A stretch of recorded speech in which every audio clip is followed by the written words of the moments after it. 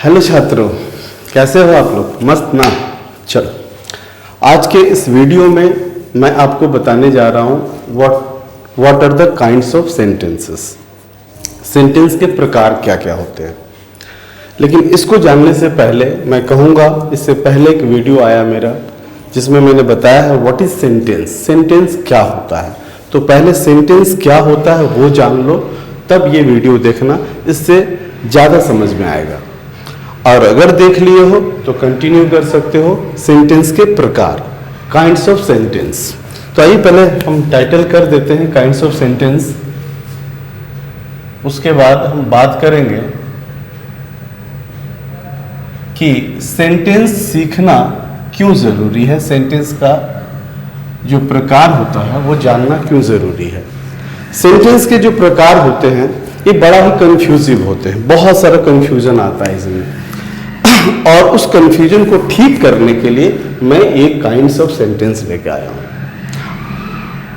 ये कंफ्यूजन क्या है, प्रॉब्लम क्या होता है, सबसे पहले उस प्रॉब्लम को समझते हैं और इस वीडियो के अंत में फिर से वो प्रॉब्लम लाऊंगा।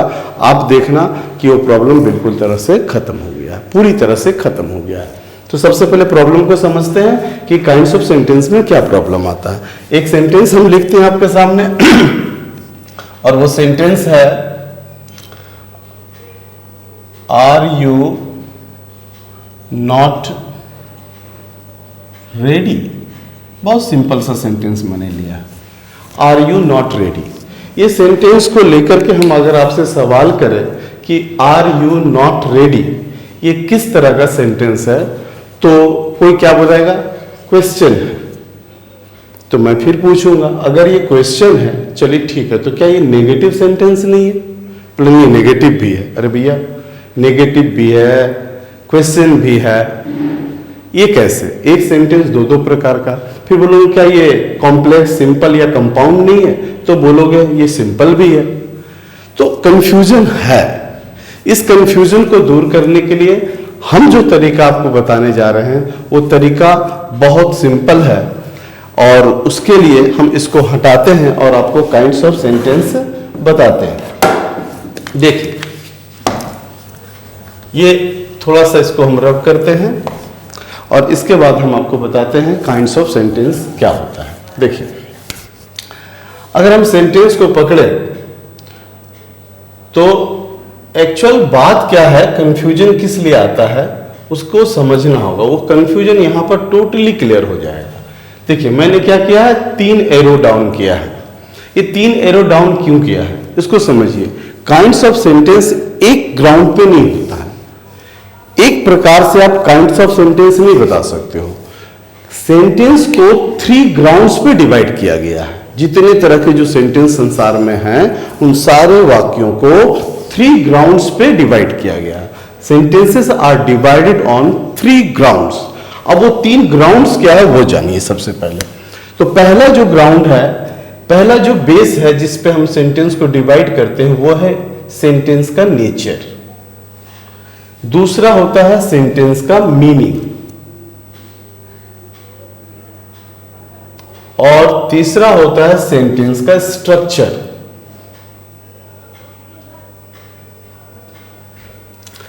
अब ये देख लिए कि सेंटेंस को हम लोग 3 आधार पे बांट सकते हैं। पहला क्या है, नेचर, दूसरा क्या है, मीनिंग, और तीसरा क्या है, स्ट्रक्चर।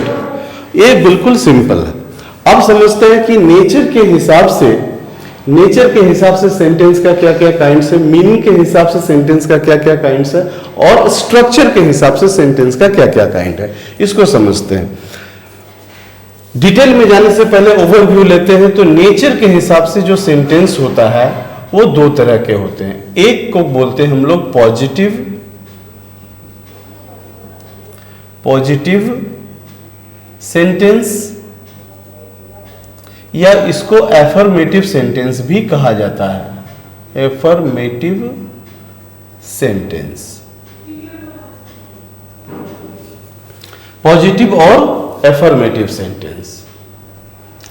दूसरा जो है इसका जो टाइप होता है वो होता है क्या, नेगेटिव सेंटेंस।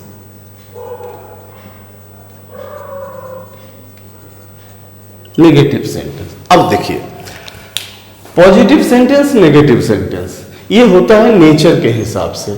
तो अब वही सेंटेंस याद कीजिए जो मैंने थोड़ी देर पहले लिखा था, are you ready, sorry are you not ready, ये सेंटेंस था ना, आर यू नॉट रेडी। तो अगर हम पूछे नेचर के हिसाब से आर यू नॉट रेडी किस तरह का सेंटेंस है, सिंपल बोलेंगे क्या, नेगेटिव, क्योंकि उसमें नॉट है तो नेगेटिव सेंटेंस है। अच्छा, थोड़ा सा ये बता दें कि पॉजिटिव सेंटेंस और नेगेटिव सेंटेंस होता क्या है। देखिए, पॉजिटिव सेंटेंस, नेगेटिव सेंटेंस एकदम सिंपल होता है। पॉजिटिव सेंटेंस जिसमें no not never, no not never नहीं है तो वो पॉजिटिव है, और नो नॉट नेवर जिस सेंटेंस में है वो नेगेटिव है। इससे ज्यादा कुछ नहीं। देखिए, आप एक सेंटेंस ले लो, उस सेंटेंस में देख लो, नो नॉट नेवर है नेगेटिव, नहीं है पॉजिटिव, यही तो है। अगर आप इसका डेफिनेशन जानना चाहते हो, कोई काम का नहीं है वो डेफिनेशन, अगर जानना चाहते हो तो आप ऐसे इसको लिख सकते हो, the sentence that don't have, the sentence that don't have no not never, the sentences that don't have no not never is called positive sentence. The sentences that have no not never are called negative sentences. ये तो simple हो गया। no not never है तो negative, नहीं है तो positive. अब इस आधार पे आप कोई भी सेंटेंस को जान सकते हो। अब थोड़ा सा देखते हैं मीनिंग, मीनिंग के आधार पर सेंटेंस कितने कितने प्रकार के होते हैं। ये थोड़ा सा लंबा जाएगा तो इसको हम बताते हैं, मीनिंग के आधार पर सेंटेंस कितने प्रकार के होते हैं। तो इसको लिखने के लिए थोड़ा सा इसको रब करना होगा।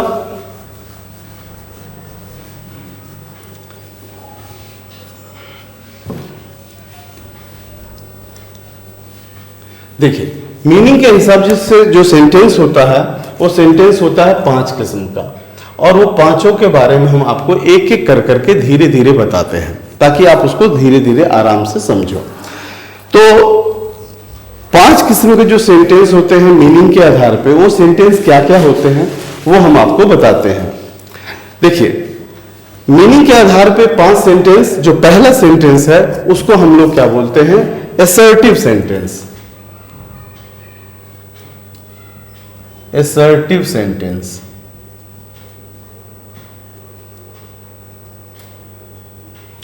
असर्टिव। अब असर्टिव सेंटेंस, इसका एक और भी नाम आता है, कभी किसी किसी बुक में आपको रहेगा डिक्लेरेटिव सेंटेंस।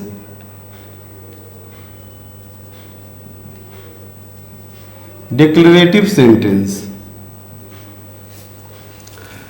इसको असर्टिव भी बोल सकते हैं, डिक्लेरेटिव भी बोल सकते हैं, और सिंपली इसको स्टेटमेंट भी बोला जाता है, स्टेटमेंट।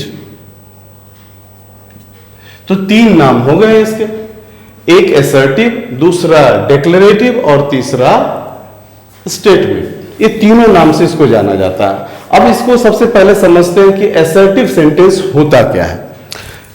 असर्टिव सेंटेंस वो सेंटेंस है जिसमें हम लोग किसी बात को बताते, कोई फैक्ट शेयर करते हैं, जहां पर आप सिंपली किसी बात को स्टेट कर रहे हो, नैरेट कर रहे हो, डिस्क्राइब कर रहे हो कोई सी चीज को, तो उसको हम लोग क्या कहते हैं, डिक्लेरेटिव सेंटेंस, असर्टिव सेंटेंस और स्टेटमेंट।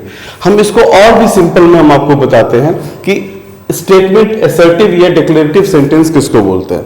देखिए, जिसमें सब्जेक्ट के बाद वर्ब रहेगा, सब्जेक्ट है उसके बाद वर्ब है, तो वो क्या होगा, असर्टिव सेंटेंस होगा, और लास्ट में full stop.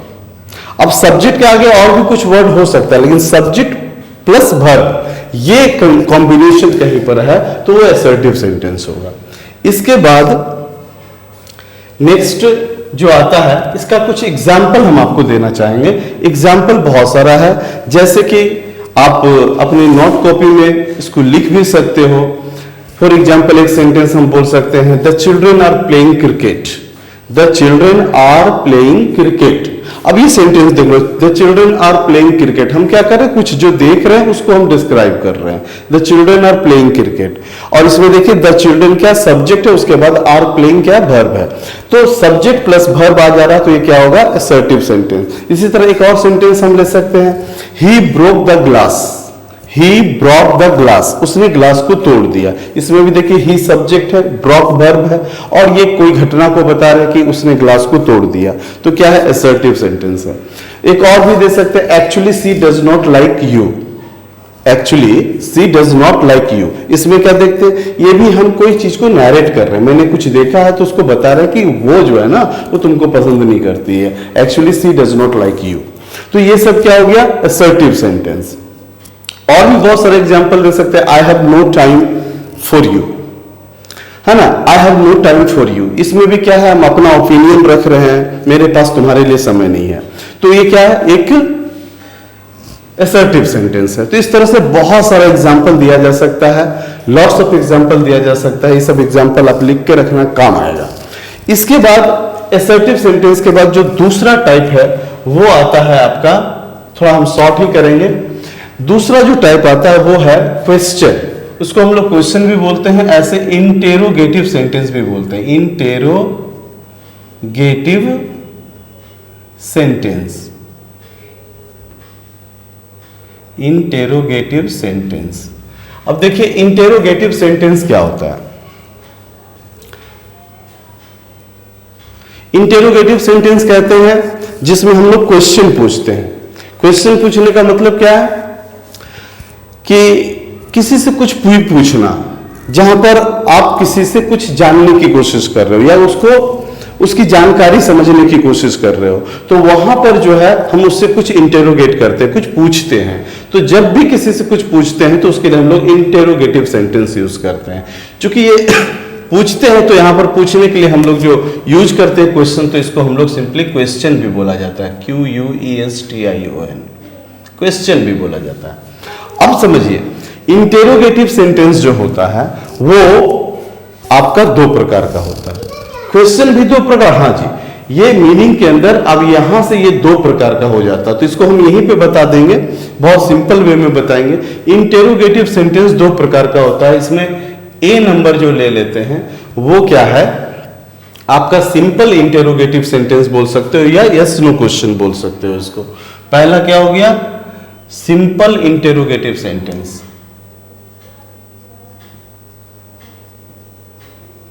Simple interrogative sentence, या इसका दूसरा नाम क्या है, yes no question.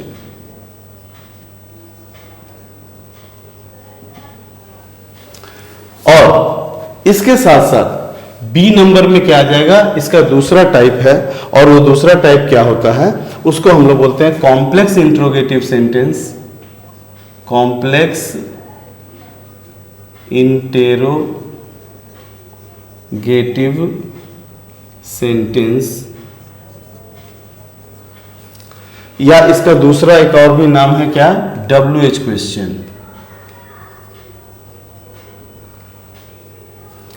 WH question. अब इसके बारे में थोड़ा सा समझते हैं कि सिंपल इंट्रोगेटिव सेंटेंस क्या होता है और कॉम्प्लेक्स इंट्रोगेटिव सेंटेंस, जिसको बहुत आसानी भाषा में क्या बोला जाता है, yes no question, WH question. तो इसको समझिए कि यस नो क्वेश्चन और WH क्वेश्चन क्या होता है। देखिए क्वेश्चन तो समझ में आ गया, यस नो क्वेश्चन कौन है, कुछ ऐसे क्वेश्चन होते हैं जिसका जवाब हम लोग यस नो में दे सकते हैं। The question which can be answered with yes और no is called yes no question, and the question which cannot be answered with yes or no is called WH question. Example के लिए मैं आपसे पूछ लूं आपका नाम क्या है, व्हाट्स योर नेम, तो व्हाट्स योर नेम अगर मैं बोलूंगा तो आप अपना नाम बताओगे, तो उसका जवाब आप यस नो में नहीं दे सकते हो। अगर मैं पूछूं कि आर यू मनीष, क्या आप मनीष हो, तो आप इसका जवाब यस या नो में बोल सकते हो। अगर आपका नाम मनीष होगा आप बोलोगे यस, नहीं होगा तो नो। लेकिन अगर मैं पूछता हूं कि व्हाट्स योर नेम, तब तो आप यस नो नहीं बोल सकते ना। तो कहने का मतलब जिस क्वेश्चन का जवाब हम यस नो में दे सकते हैं वो यस नो क्वेश्चन है, जो जिस क्वेश्चन का जवाब यस नो में नहीं दे सकते वो WH क्वेश्चन है। आगे हम लोग समझेंगे कि यस नो क्वेश्चन को कैसे पहचानेंगे, उसका क्या पैटर्न होता है, WH क्वेश्चन को कैसे पहचानेंगे, उसका क्या पैटर्न होता है, ये हम आगे देखते हैं। कि ये एस नो क्वेश्चन और WH क्वेश्चन का पैटर्न क्या होता है और कैसे इसको पहचानेंगे। यस नो क्वेश्चन मीनिंग से तो आप पहचानेंगे, क्योंकि इसका एक सर्टेन पैटर्न होता है, स्ट्रक्चर होता है, उससे भी पहचान सकते हैं। तो उसके लिए हम आपको बताते हैं इसका जो पैटर्न है वो क्या है। तो देखिए सबसे पहले ये जो आपका है simple interrogative sentence, simple interrogative sentence, ये यस नो क्वेश्चन, इसका जो पैटर्न होता है वो हम यहां बता देते हैं। इसका पैटर्न होता है क्या, सबसे पहले आपका रहेगा हेल्पिंग वर्ब,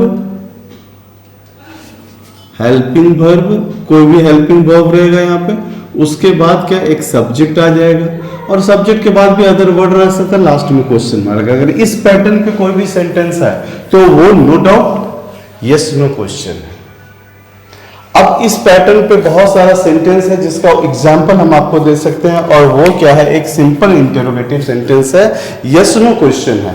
इसमें देखिए क्या है, जैसे कि कुछ एग्जांपल, जैसे are you ready, have you no school today, do we not play cricket, does he always help you, did you do your homework, Have you taken your lunch? Are they not going there? तो इस तरह से बहुत सारा multiple question हम लोग बना सकते हैं। Can you do this? Have you no time for me?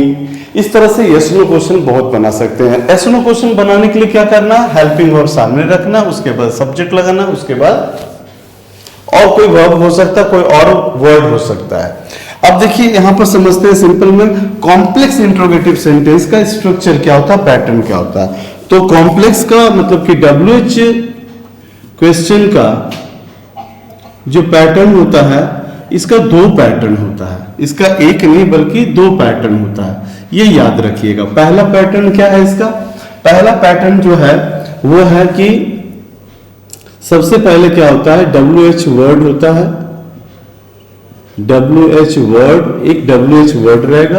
और थोड़ा ध्यान दीजिएगा कि ये WH वर्ड जो रहेगा, इस WH वर्ड के जो रहेगा ये डबल एक्शन में रहता है, ये साथ में क्या होता है, सब्जेक्ट भी होता है, WH वर्ड भी होता है और प्लस सब्जेक्ट भी होता है, दोनों ही होता है। और उसके बाद जनरली वर्ब, जो वर्ब फॉर्म होगा टेंस के हिसाब से, वॉइस के हिसाब से, वो वर्ब फॉर्म यहां पर आ जाएगा, वर्ब फॉर्म ये आ जाएगा। उसके बाद और भी कुछ वर्ड हो सकता है, लास्ट में क्वेश्चन मार्क। इसके बाद देखिए दूसरा जो इसका पैटर्न है वो क्या है, दोनों पैटर्न का एग्जांपल हम आपको देंगे। दूसरा पैटर्न क्या है, दूसरे पैटर्न में जो है ये WH वर्ड यहां रहेगा, WH वर्ड, उसके बाद लेकिन ये जो WH वर्ड होगा ये सब्जेक्ट नहीं होगा, ये अदर WH वर्ड होगा, सब्जेक्ट को छोड़ करके। तो दूसरा वर्ड क्या क्या ये रहेगा, तो इसका सब्जेक्ट क्या होगा, अलग से रहेगा। सब्जेक्ट जब रहेगा तो आपको क्या करना है, यहां पर एक हेल्पिंग वर्ब देना मस्ट है, हेल्पिंग वर्ब देना मस्ट है। उसके बाद ही आप यहां सब्जेक्ट लगा सकते हैं, उसके बाद जो कुछ भी लगाइए क्वेश्चन मार्क। तो इसको थोड़ा सा स्टडी कर लीजिए, इसके में बहुत सारे लोग मिस्टेक करते हैं। ये जो क्वेश्चन मैं बता रहा हूं इसमें देखिए क्या मिस्टेक करते हैं, दोनों की बात है। क्यों कभी कभी क्या होता है कि इसमें हम लोग एक्स्ट्रा डू डज लगा देते हैं जो नहीं लगाना चाहिए, इसमें लगाना होता है, कुछ लोग नहीं लगाते हैं, ये सारी मिस्टेक है जिसको आप टेंस वगैरह करेंगे तो वहां पर बेहतर से सीख पाएंगे। लेकिन फिर भी हम यहाँ पर क्लियर करने की कोशिश करते हैं। मान लीजिए कि एक क्वेश्चन है कि रामायण किसने लिखा, अब हमको ये लिखना है रामायण किसने लिखा, तो लिखा का तो भैया पास्ट टेंस हो रहा तो रोट लगेगा। तो किसने लिखा अगर ये हमको लिखना है तो सेंटेंस क्या होगा, कौन का इंग्लिश या किसने का इंग्लिश हु हो गया और लिखा का रोट हो गया, wrote, who wrote the Ramayan.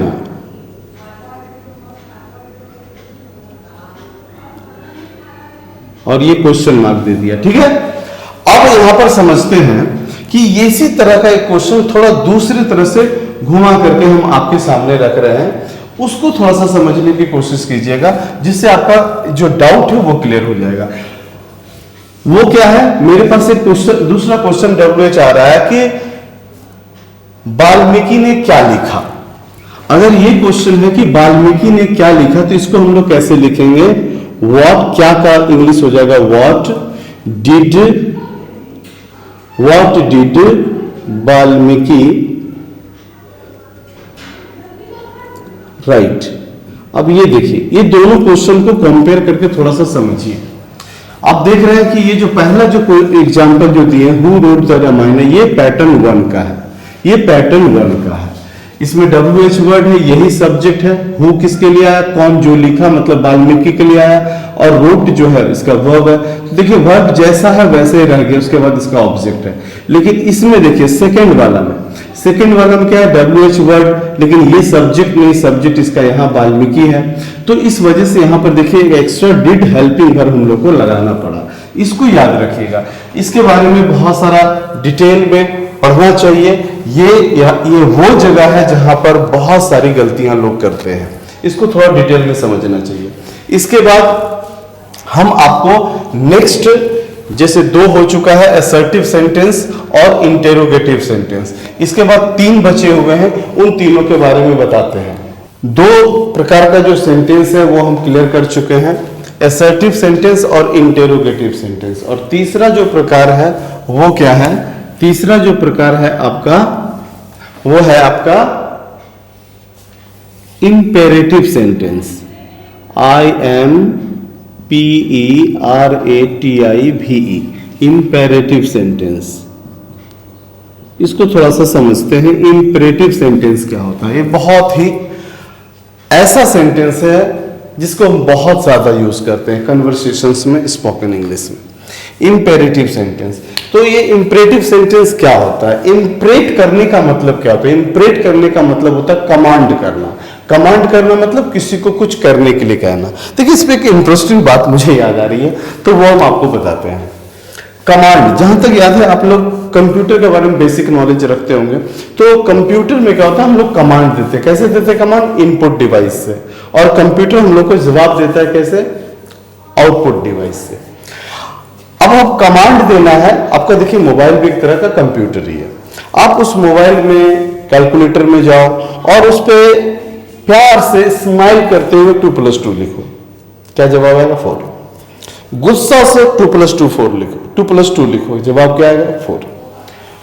प्यार से, गुस्सा से, मुस्कुरा करके, हंस के, रो कर, गा कर, जैसे भी उसको कमांड दो वो सेम आंसर देगा। लेकिन इंसान ऐसा नहीं होता है, इंसान के पास हर्ट होता है, इस वजह से उसको कमांड देने का तरीका भी अलग अलग अपनाना पड़ता है ताकि वो हमारा काम कर दे।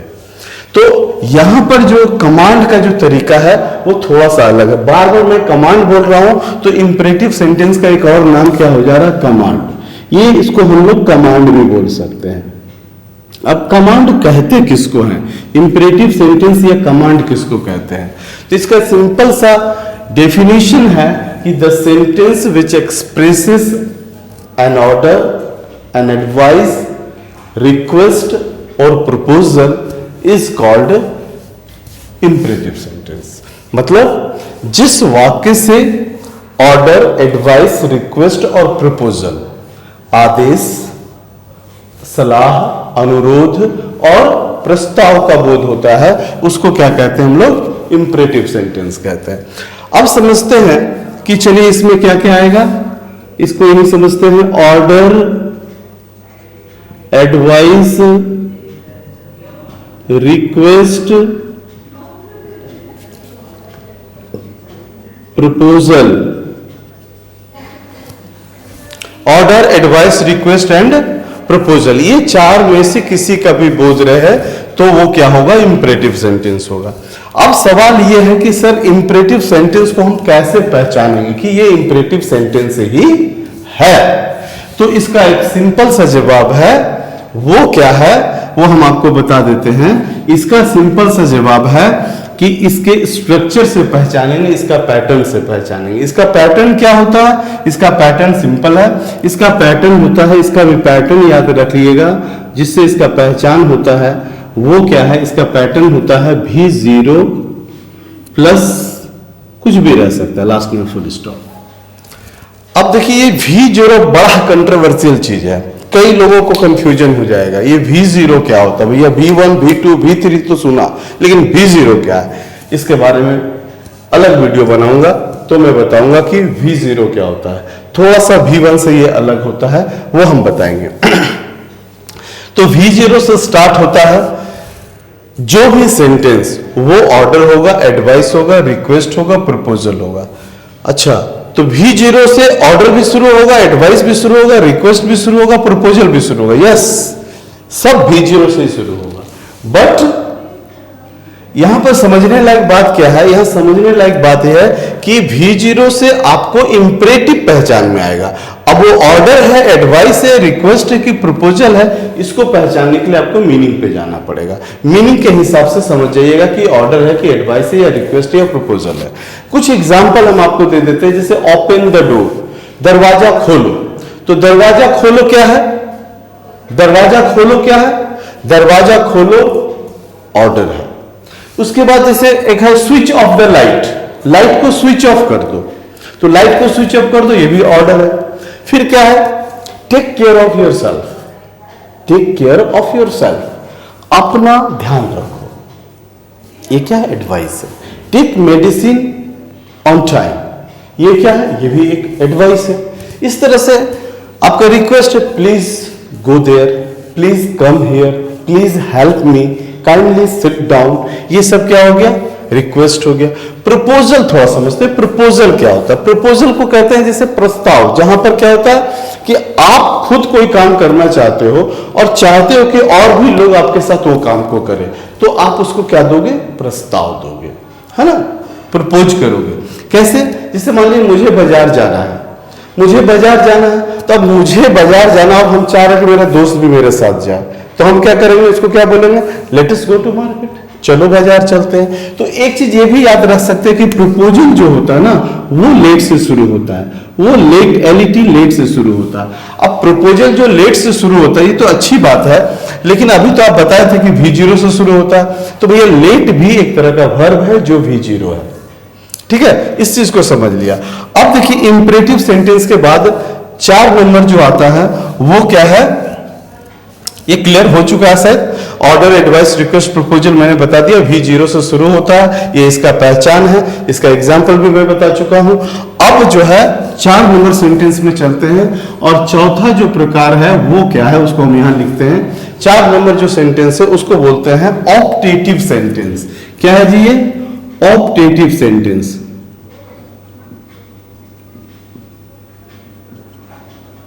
ऑप्टेटिव सेंटेंस, देखिए ये जो वर्ड है इसका पहले मीनिंग समझते हैं। इंपरेट करना मैंने आपको बताया था, इंपरेट करना मतलब ऑर्डर देना, एडवाइस देना, कमांड करना। उसी तरह ऑप्टेटिव का मतलब क्या होता है? ऑप्ट, देखिए ये ऑप्ट से बना है, इसी से एक वर्ड बनता है ऑप्शन। ठीक है, ऑप्शन तो आप समझते ही हैं, ऑप्शन वर्ड इसी से बना। मतलब ऑप्टेटिव का मतलब क्या है? ऑप्शन। ऑप्शन का मतलब क्या होता है? एक तरह से इच्छा, विश। तो ये ऑप्टेटिव सेंटेंस किसको कहते हैं? ऑप्टेटिव सेंटेंस उन सेंटेंस को कहते हैं जिससे हमको विश, जो वर्ड बोल रहा है उसको याद रखिए, 4 word, wish, bliss, curse and pray.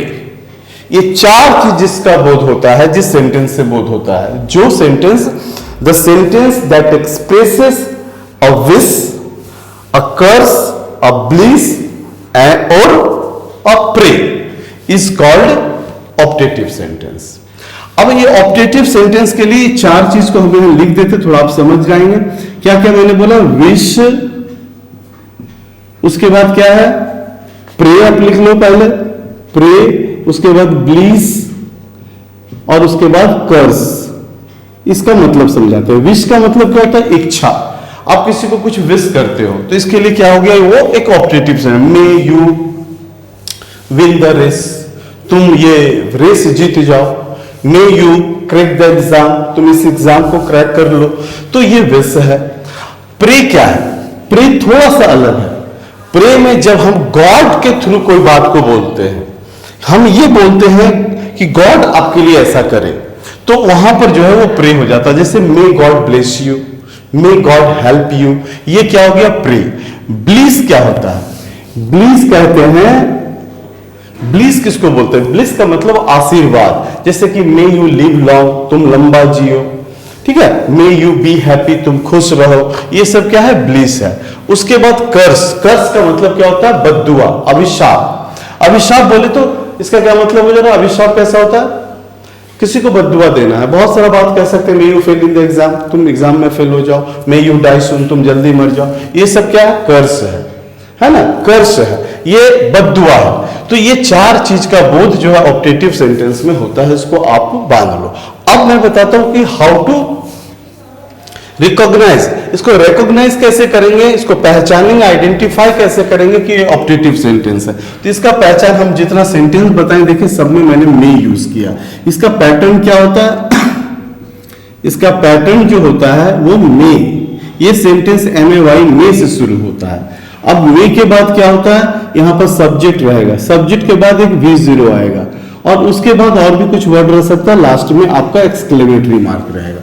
ये जो है इसका पहचान है। तो जब भी आप देख लो कि मे से कोई सेंटेंस स्टार्ट है, उसके बाद सब्जेक्ट है, उसके बाद V0, लास्ट में एक्सक्लेमेटरी मार्क है, तो वो क्या होगा? ऑप्टेटिव सेंटेंस होगा। मीनिंग के आधार पर समझ सकते हो कि वो विश है, प्रे है, ब्लीस है या कर्स है। एग्जाम्पल मैं बता चुका हूं इसका, बहुत आसान है। एक इंपॉर्टेंट चीज बच गया था, वो क्या है? ये मे इंपॉर्टेंट क्यों है ये बताते हैं। देखिए, जब ऑप्टेटिव सेंटेंस हम लोग यूज करते हैं तो सेंटेंस को हम लोग देखिए बोलते हैं या पढ़ते हैं, लिखते हैं, समझते हैं। देखिए दो तरह का इंग्लिश होता है, आप भी समझते हैं, एक रिटन इंग्लिश है, एक स्पोकन इंग्लिश। स्पोकन इंग्लिश का थोड़ा सा कुछ अलग पैटर्न है, कुछ चेंजेज है, उसको आपको समझना पड़ेगा। स्पोकन इंग्लिश में क्या होता है कि हम लोग कम से कम बोलते हैं, क्योंकि लोग ज्यादा से ज्यादा समझ जाते हैं, क्योंकि हम वहां पर होते हैं, कॉन्टेक्स्ट होता है, इसलिए कम से कम बोलते हैं। तो इसमें क्या है कि ये जो मे जो आप देख रहे हो, इस मे को स्पोकन में क्या करते हैं हम लोग? ड्रॉप कर देते हैं। देखिए सेंटेंस क्या होता है? May God bless you, but ज्यादातर लोग क्या बोलते हैं? God bless you.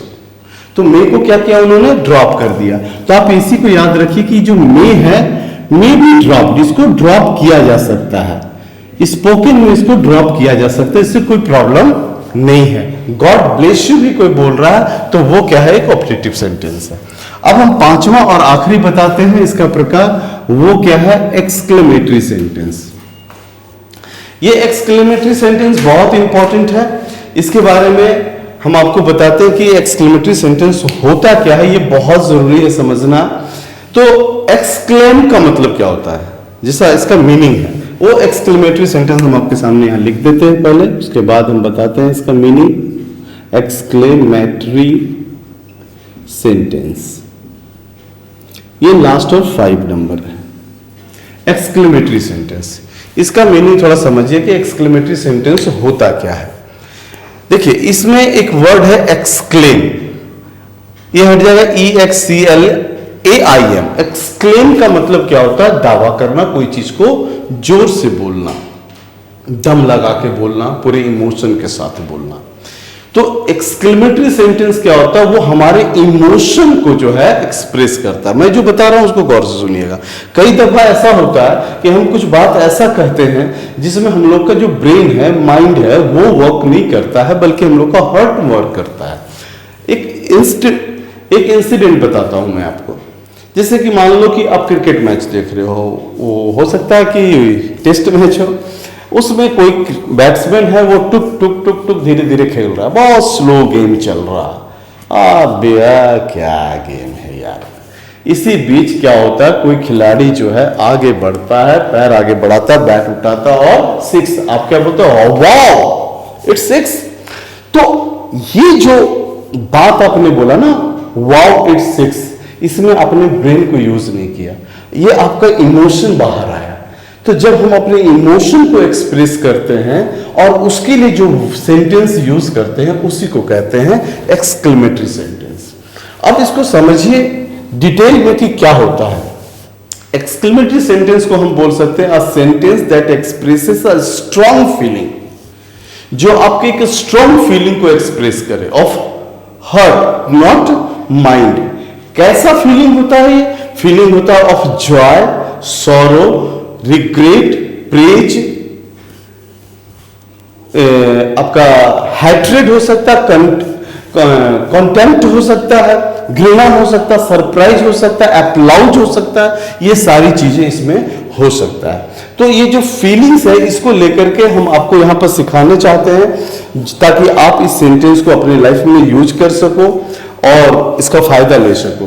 तो ये बहुत जो स्ट्रॉन्ग फीलिंग को, कैसे स्ट्रॉन्ग फीलिंग को किस वर्ड से एक्सप्रेस करते हैं, ये जानना यहाँ पर बहुत जरूरी है। तो वो हम यहाँ आपको बताएंगे, तब आप ये सेंटेंस को समझ पाएंगे। देखिए हम दो कॉलम बना दे रहे हैं यहाँ पर। एक तरफ है आपका स्ट्रॉन्ग फीलिंग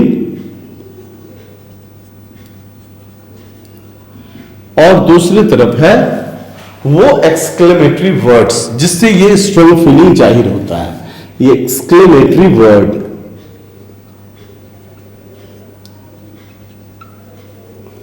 तो किस फीलिंग के लिए कौन सा एक्सक्लेमेटरी वर्ड आता है, ये हम आपको बता रहे हैं। फिर आपको कैसा फील करना है बता दो। जॉय, सबसे पहले जॉय फील करते हैं। अगर मेरे को जॉय फील हो रहा है, किसी बात को लेकर के अचानक खुशी महसूस हुई, तो हम कौन सा वर्ड यूज कर सकते हैं? बहुत सारे वर्ड हैं, जैसे एक वर्ड है हुर्रे। आप हुर्रे यूज कर सकते हो। जैसे कि बच्चे लोग जब मैच जीतते हैं तो बोलते हैं hurray we have won the match, तो ये हो गया हुर्रे, तो इसको आप यूज कर सकते हो। दूसरा क्या यूज कर सकते हो? वाव। जैसे कि अभी आपने जो मैच देख रहे थे तो 6 लगा, तो वाव आपने बोला इट्स 6, तो ये वाव यूज कर सकते हो। इसके साथ साथ एक और वर्ड हम दे देते हैं, आप इसके लिए आहा भी यूज कर सकते हो। आहा, माय फ्रेंड हैज कम।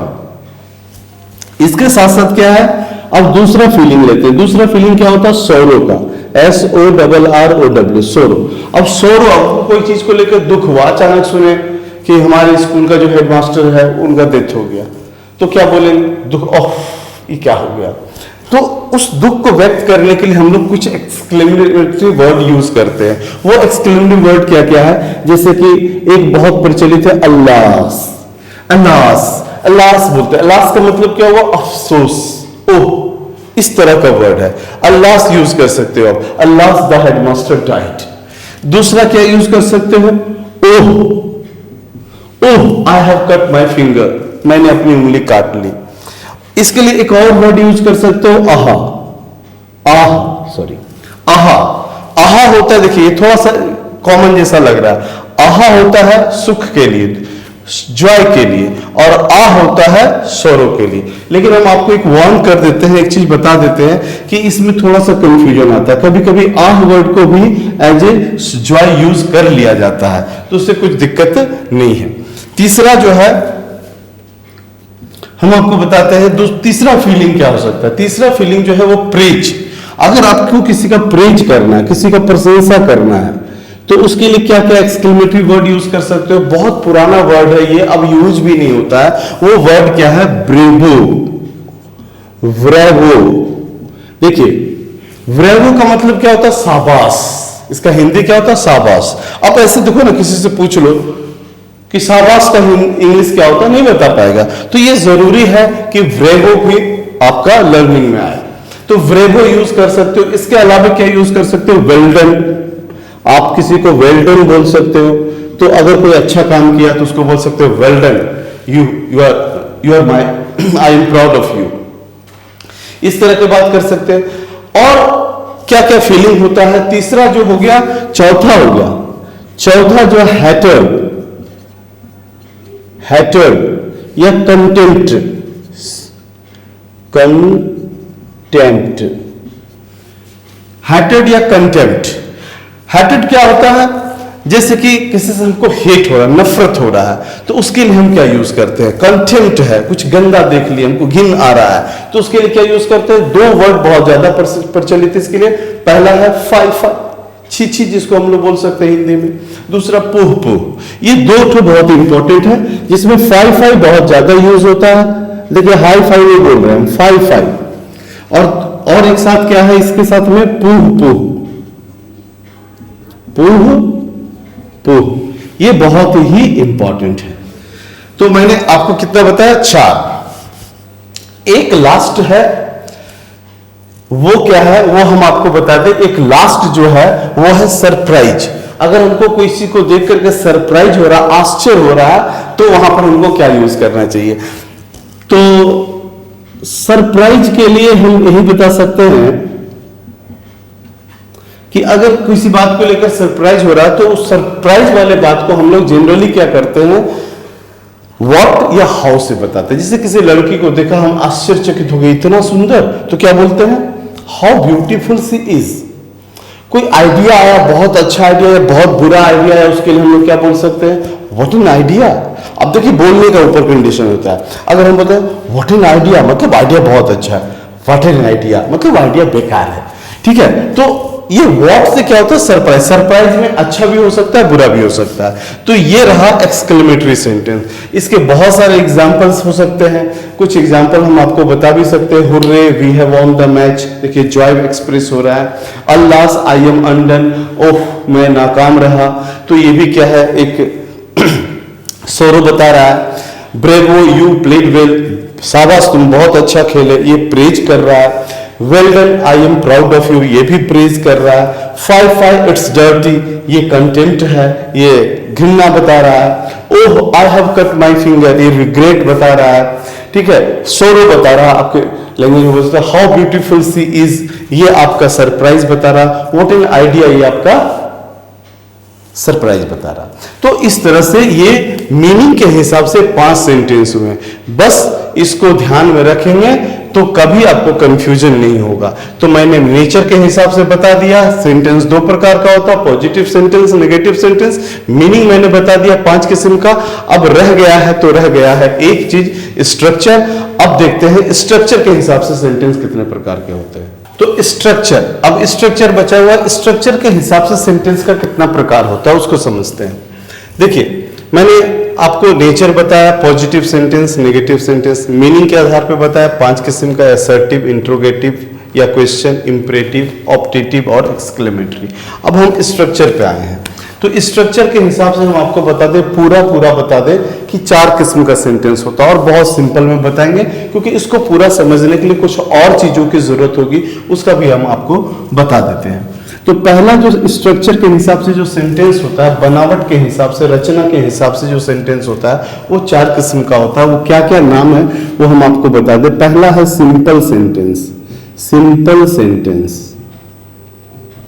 दूसरा को बोलते हैं हम लोग कॉम्प्लेक्स सेंटेंस, कॉम्प्लेक्स सेंटेंस। तीसरे को बोलते हैं कंपाउंड सेंटेंस, कंपाउंड सेंटेंस। और चौथा को बोलते हैं मिक्स्ड सेंटेंस, मिक्स्ड सेंटेंस। तो यहां पर समझना है कि simple sentence, complex sentence, compound sentence और मिक्स्ड सेंटेंस क्या होता है। देखिए सबसे पहली बात तो हम ये कहेंगे कि आपको अगर सिंपल सेंटेंस समझना है, कॉम्प्लेक्स समझना, कंपाउंड समझना और मिक्स्ड समझना, तो सबसे पहले आपको यहां समझना पड़ेगा कि क्लाउज क्या होता है। बिना क्लाउज समझे इसको समझाना मुश्किल है, नहीं हो सकता है। फिर भी एक ओवरव्यू के लिए हम आपको बता दें, सिंपल सेंटेंस जो होता है ना, उस सेंटेंस को बोलते हैं जिसमें सिंगल एक सब्जेक्ट हो और एक फाइनाइट वर्ब हो। अब बोलिए फाइनाइट वर्ब क्या होता है, बस इसके लिए क्लॉज में जाना पड़ेगा। ठीक है, तो इसको सिंपल सेंटेंस बोलते हैं। नाम का ये सिंपल है, इसको समझना बहुत मुश्किल होता है, लेकिन इस पर भी हम वीडियो बनाएंगे, ये भी हम क्लियर करेंगे। उसी तरह कॉम्प्लेक्स, जब 2 सिंपल आपस में मिलकर के कॉम्प्लेक्सली कंबाइन होता है तो उसको क्या बोलते हैं, कॉम्प्लेक्स बोलते हैं। कंपाउंड होता है 2 सिंपल सेंटेंस तो उसको कंपाउंड बोलते हैं। मिक्स्ड क्या बोलते हैं, जब कंपाउंड और कॉम्प्लेक्स दोनों का फीचर किसी सेंटेंस में होता है तो उसको मिक्स्ड सेंटेंस कहते हैं। इसके बारे में समझना थोड़ा सा मुश्किल है, इसके लिए हम आपको क्लाउज का सेशन में क्लियर करेंगे। उस समय जब भी क्लाउज पढ़ाएंगे तो उस समय आपको ये simple sentence, complex sentence, compound और मिक्स्ड, इन चारों को क्लियर हम जरूर करेंगे, ये वादा रहा। ठीक है, लेकिन जैसा क्वेश्चन हम लोग शुरू में किए थे, जो कंफ्यूजन आ रहा था उस कंफ्यूजन को क्लियर करें। हाँ, वीडियो थोड़ा लंबा जरूर हो गया लेकिन ये सारा डाउट क्लियर हो जाएगा। वो क्वेश्चन हम आपके सामने रख रहे हैं, जो क्वेश्चन क्या है, शुरू में रखे थे, आर यू नॉट रेडी। यही क्वेश्चन हम शुरू में रखे थे, जहां पर हम लोग क्लियरली नहीं बता पा रहे थे क्या सेंटेंस है। देखिए अब ये सब कुछ क्लियर हो जाएगा। अगर कोई पूछे कि आर यू नॉट रेडी किस तरह का सेंटेंस है, तो आप इसके लिए क्या करेंगे, इसको क्या बोलेंगे, ये किस तरह का सेंटेंस है, तो इसको बोलेंगे, जब भी कोई पूछ ले कि किस तरह का सेंटेंस है, तो उससे को बताने से पहले आपको एक सवाल करना है मुझसे कि आप जो सेंटेंस का काइंड हमसे पूछ रहे हो कि किस प्रकार का सेंटेंस है, तो इससे पहले आप ये बताओ कि आपको किस आधार पे जानना कि ये सेंटेंस किस प्रकार का है, किस ग्राउंड पे जानना कि ये सेंटेंस किस प्रकार का है। तो पूछे ग्राउंड, आधार, बेस, ये क्या है? तो बताना है कि देखो सेंटेंस जो है 3 ग्राउंड पे डिवाइडेड है, नेचर, मीनिंग और स्ट्रक्चर। अगर आप पूछना चाहते हो कि नेचर के हिसाब से कौन सा सेंटेंस है, तो भैया नेचर के हिसाब से ये नेगेटिव सेंटेंस, क्योंकि इसमें नॉट है। अगर मीनिंग के हिसाब से जानना चाहते हो, आर यू नॉट रेडी, ये कौन क्वेश्चन, ये कौन सा सेंटेंस है, तो भैया ये इंटेरोगेटिव सेंटेंस है, क्वेश्चन है, क्योंकि इसमें क्वेश्चन पूछने का बोध हो रहा है। तीसरा, अगर आप जानना चाहते हैं कि स्ट्रक्चर के हिसाब से ये कौन सेंटेंस है, तो ये सिंपल सेंटेंस है। जैसा हम बताएं कि एक सब्जेक्ट एक फाइनाइट वर्ब होगा, तो इसमें एक सब्जेक्ट और एक फाइनाइट वर्ब है, तो इसलिए क्या हो गया, एक सिंपल सेंटेंस हो गया। तो इसमें 3 तरह का फीचर है, 3 तरह का सेंटेंस है। पहला ये नेगेटिव सेंटेंस है, दूसरा ये इंटेरोगेटिव सेंटेंस है, और तीसरा ये सिंपल सेंटेंस है। तो एक सेंटेंस में 3 तरह का सेंटेंस होता है, ठीक है। ये नेगेटिव सेंटेंस, ये इंटेरोगेटिव सेंटेंस, ये सिंपल सेंटेंस है।